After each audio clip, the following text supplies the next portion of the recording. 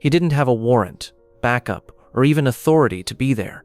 But when the royal guard saw something suspicious being brought into Camilla's son's private apartment, something that didn't belong there, he didn't ask any questions. He knocked once, then kicked the door down. What happened next was the most violent royal fight in recent memory. Broken furniture, threats yelled, and a queen consort demanding that the guard be jailed right away. Even King Charles came in, angry and ready to end it all, but none of it stopped him. A hidden vault was found behind a fake wall after the dust settled.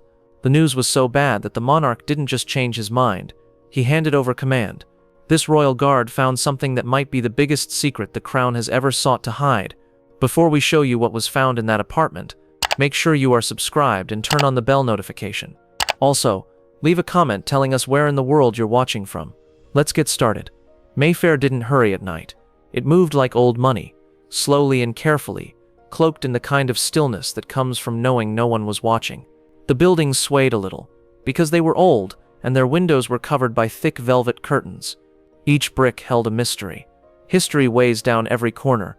Sergeant Arthur Bainbridge stood just outside the wrought iron gates on South Orley Street. One gloved palm rested lightly on the leather strap of his ceremonial crossbelt. His red tunic caught the last light of a London sunset, but he wasn't looking at the view. They were locked on a container being wheeled through the service entrance of 14B, sharp and unblinking. The size didn't stop him. All the time, crates passed through Mayfair. They carried furniture, wine, and art from one estate to another.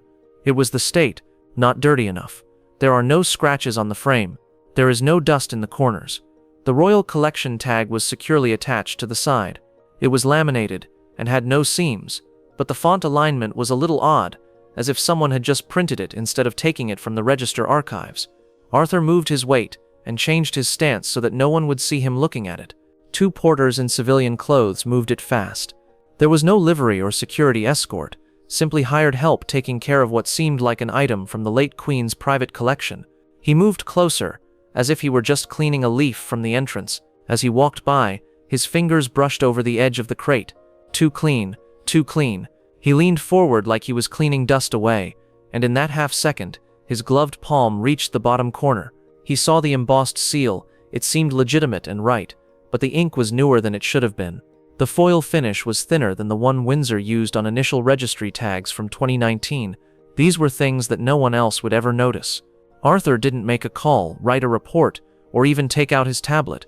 He calmly stepped aside, nodded like everything was okay, and let the porters go inside. Sergeant Arthur Bainbridge had worked for the Crown for 18 years. He had stood silent through rallies, death threats, and international dignitaries yelling 2 inches from his face. He had also been to Kandahar twice before being sent back to ceremonial duty. And if those years had taught him anything, it was this: when something feels wrong, believe your intuition. Not wrong in a harmful way. Lying is wrong, and that crate wasn't going to be delivered. It was being hidden. It wasn't heading to some royal storage place, though. It was headed to Thomas Parker, B.S.'s private residence. He is the son of the Queen Consort, and has no legal permission to own anything with the Royal Collection crest on it. Arthur went down the alley, and strolled down the side way without saying anything. There was no fanfare, no assistance asked, and no weapon drawn, yet his jaw had frozen, and the back of his neck was cold with a certainty that didn't come from hunches, it comes from knowledge. As he went inside, the lift made a gentle ding. 5th floor, 1 hallway. 14B is the door. He knocked once, hard and clear, and then he waited. Movement inside. Near the window, a curtain moved. Sounds of footsteps. Then came the voice, icy and sharp, like ice scraping crystal. "Camilla, why are you here?" Arthur didn't move. She didn't let him in. "Why are you here, Sergeant?" I asked. He took a slow breath, looked at the wood grain in front of him, and without saying anything else, he moved back and kicked the latch. Crack. The door slammed shut with a sound like bones breaking, timber splintering, hinges straining, and paint cracking down the frame. The echo sounded like a gunshot in a cathedral as it drifted down the marble hallway. In only a second, Camilla's voice went from arrogant to horrified. "Are you Sergeant Arthur Bainbridge strolled over the broken door like it wasn't there. His boots made a crunching sound when they hit the wood. The twisted door frame touched his bare skin. His red tunic was still beautiful. His face didn't. It was set, hard and quiet, not angry. It was colder than that. Yes. Camilla had taken a few steps back, still wearing her evening gown, which was emerald velvet with royal crests that had never been seen on an official calendar.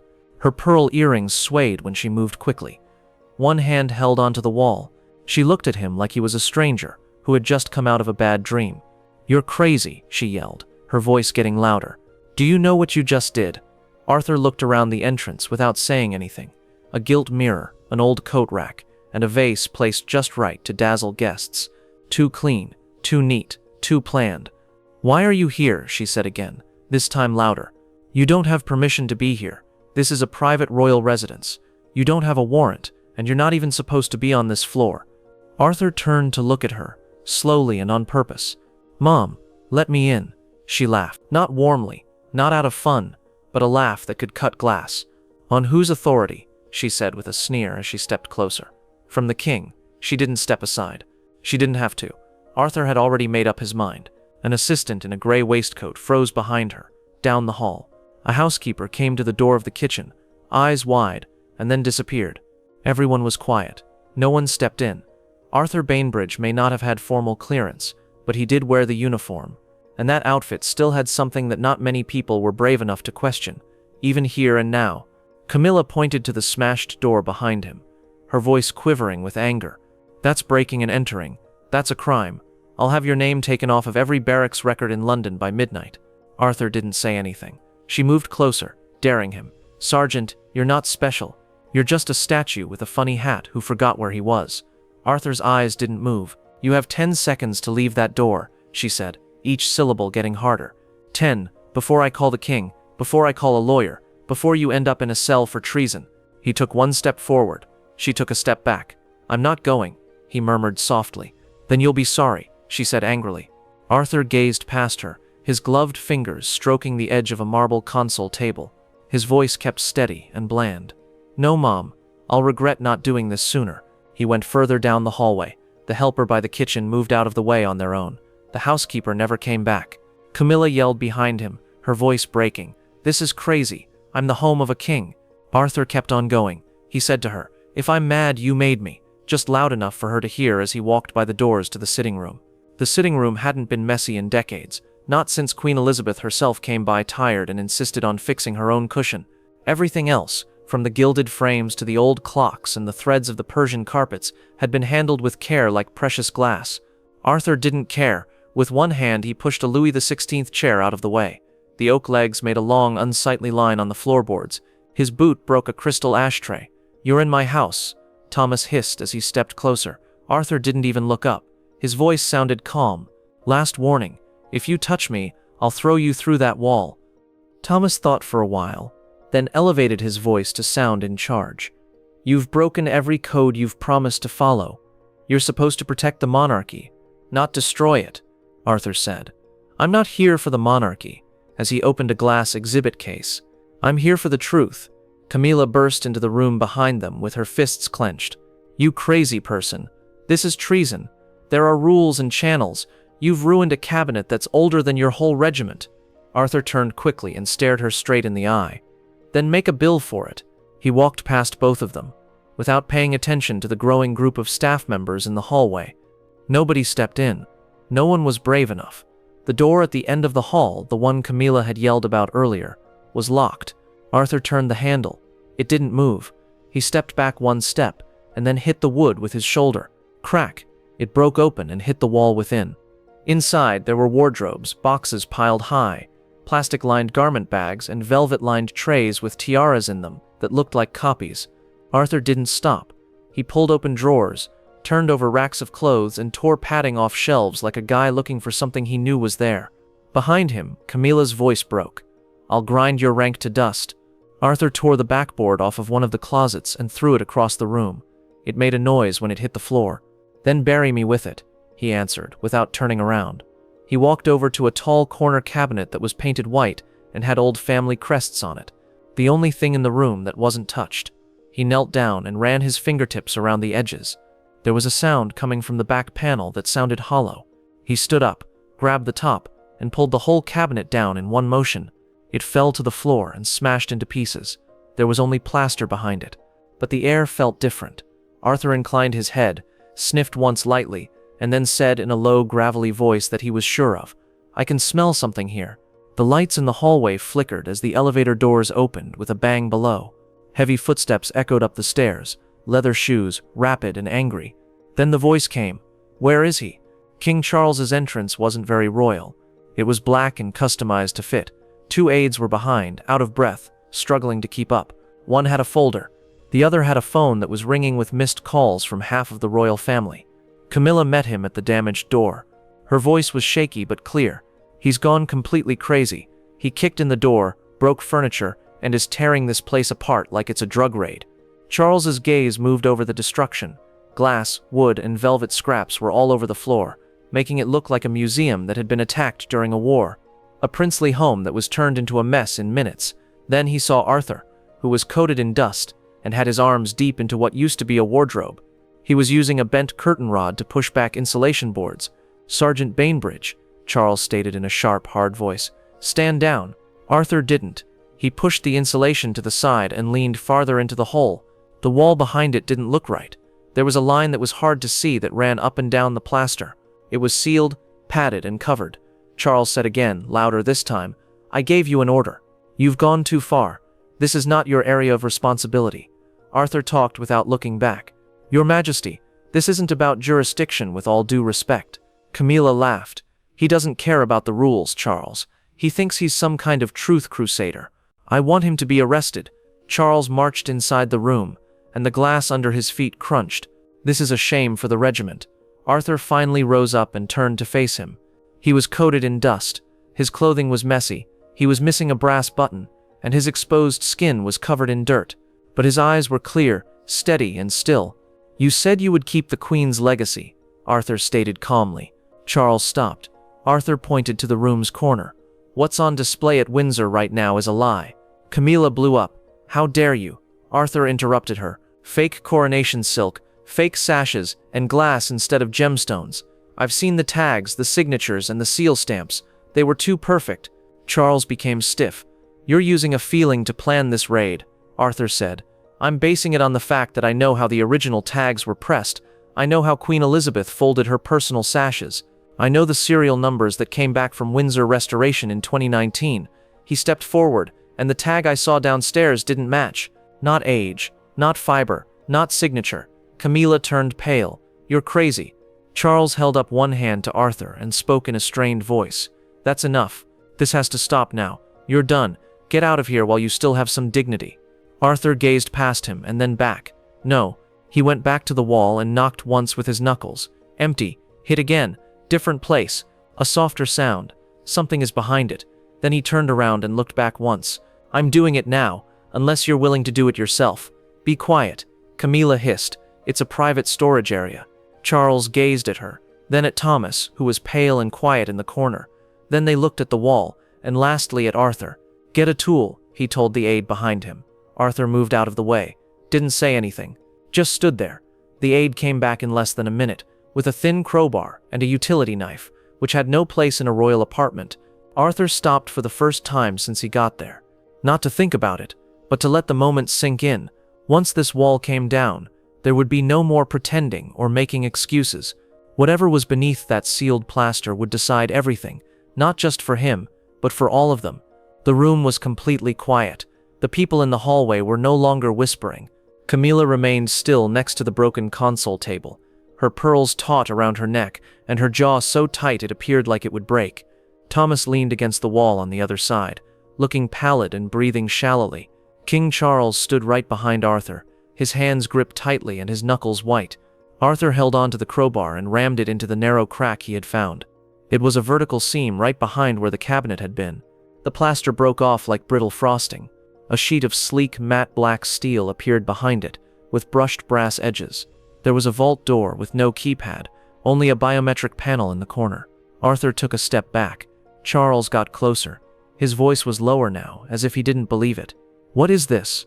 Camilla rushed quickly forward, her heels tapping sharply on the floor as she reached for the wall. "Nothing. It's just a decorative enclosure that used to be part of the wine cellar." "Lies," Arthur stated in a calm voice. She got angry and turned on him. "You rude, dirty street soldier. How dare you think you can decide what goes in this family's home?" Arthur didn't blink. This isn't a house, it's a place to hide. He looked at the aid. Blade. The man thought about it for a moment, before giving it to her without saying anything.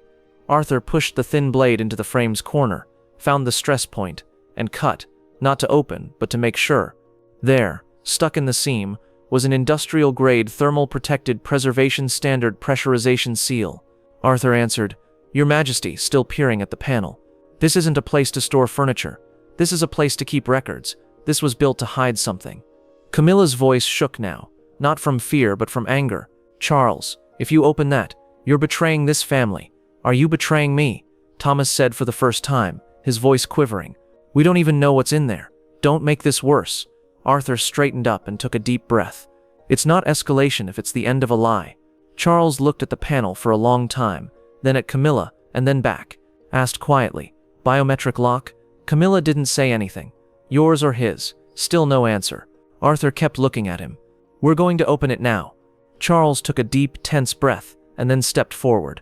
He put his hand on the panel without saying anything further. There was a quiet beep, and then another. Click, click. Arthur slowly stretched out and pulled the vault door open, as the valuable seal's hiss moved outward. Inside, there were rows of things wrapped in silk, velvet boxes, and golden cases.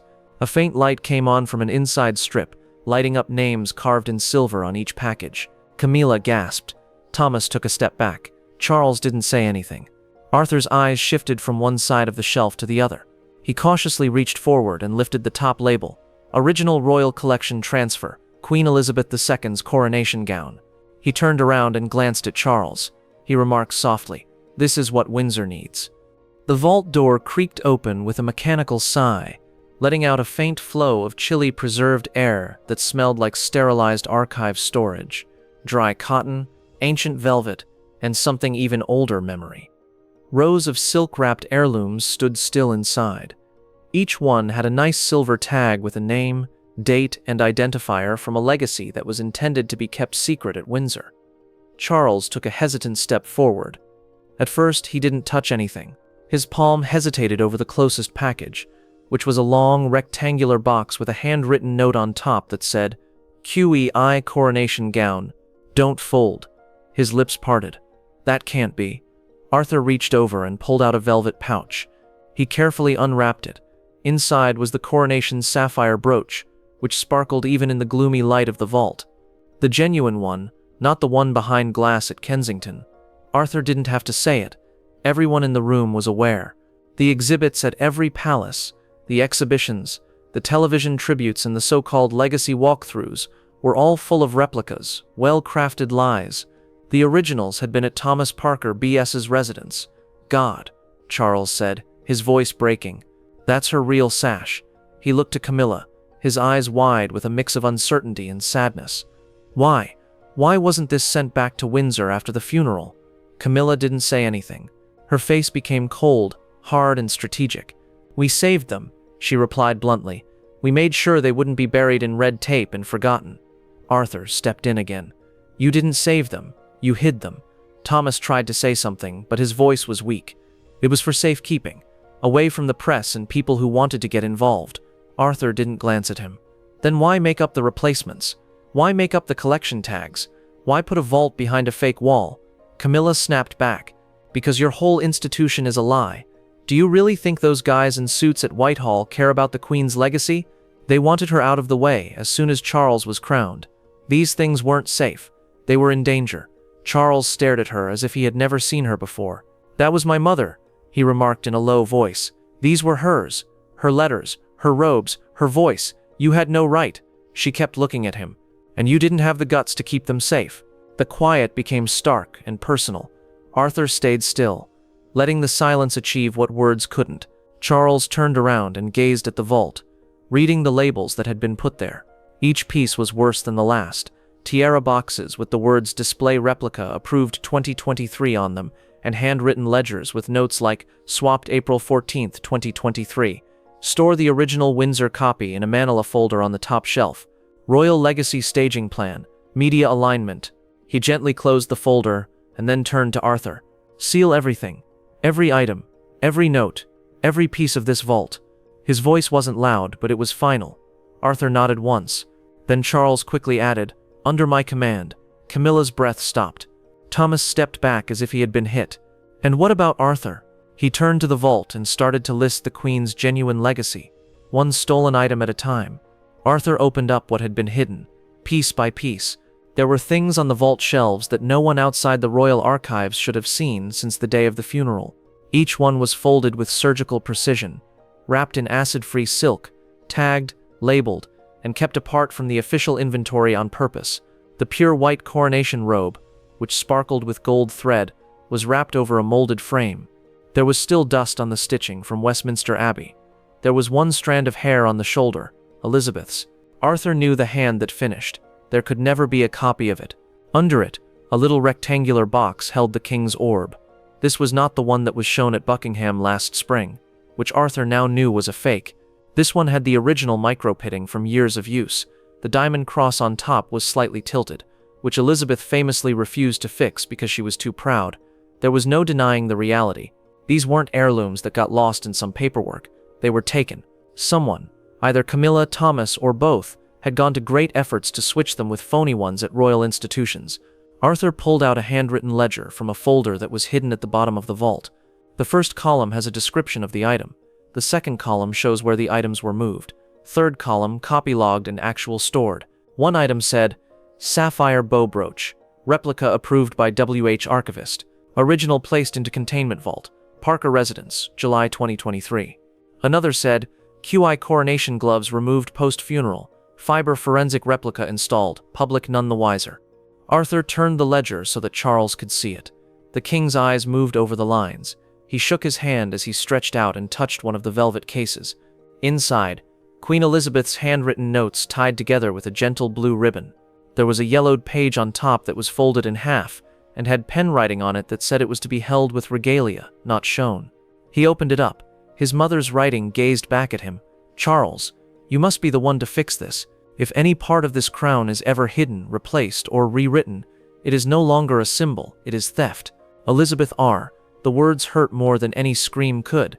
Charles didn't move or blink. He stood in front of the legacy he had failed to defend. Camilla stepped forward to try to save it. She didn't get what the monarchy required. She was emotional. "We were trying to keep things the same, not hold on to old clothes and jewelry," Arthur continued. "You weren't preserving," and his voice got lower. "You were making changes." Thomas looked like he was going to lose it. "This doesn't need to go any further. We put things back, quietly. No one has to," Arthur interrupted. "You didn't just keep relics. You stole her story. You changed everything the public trusted." Camilla's voice got sharper. "Please, spare me your moral fantasy. You are a ceremonial puppet with big ideas. We did what we had to do." Arthur looked to her and was calm again. "You buried her legacy," he remarked, "to make your own." The line hurt more than anything else, and for once Camilla had nothing to say. There was no talking from King Charles. Not at first. He merely looked at the sheet in his hands, the one his mother wrote. The ink was a little faded, and the folds were soft from being stored the same way for years. "And you, Charles, have to fix it." After that, Arthur moved with clinical precision, carefully putting each retrieved object in order with gloved hands. His physique was calm and meticulous. He sealed the velvet tiara case first, then the coronation sash, the gown, and the letters. Each piece was put into a protective lockbox under his watch. The Royal Collections liaison, who was standing silently by with a shaking tablet, examined every tag and every number against a digital manifest that was updated in real time. Nobody interrupted, nor Charles, nor Thomas, and definitely not Camilla. The place didn't feel like a home anymore. It was like a scene from a movie, a crime scene, but not of violence, of betrayal. Palace servants had started to clear up broken antiques and other debris behind Arthur. They weren't doing it because they cared about the property. They were doing it because they knew the illusion had been broken. The door was still off its hinges. A broken cabinet leg crushed the brass handle. Arthur nodded one final time to the liaison.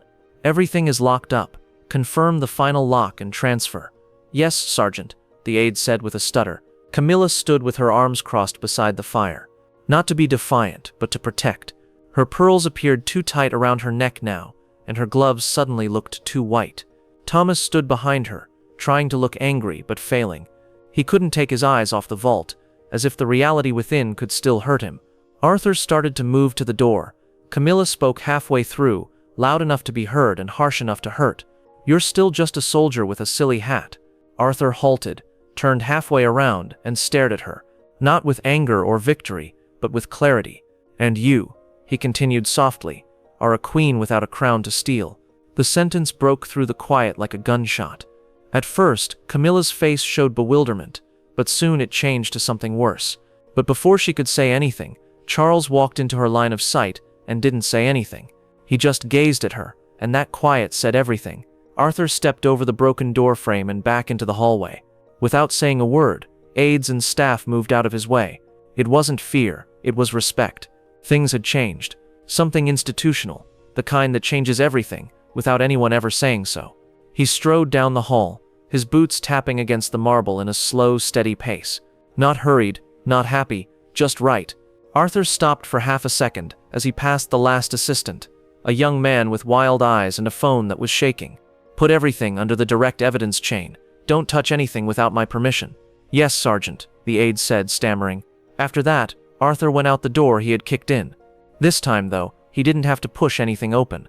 The world has already let itself in. Camilla was still standing in that broken apartment, looking at the vault she could no longer manage as the delivery van moved away with the Queen's genuine inheritance inside.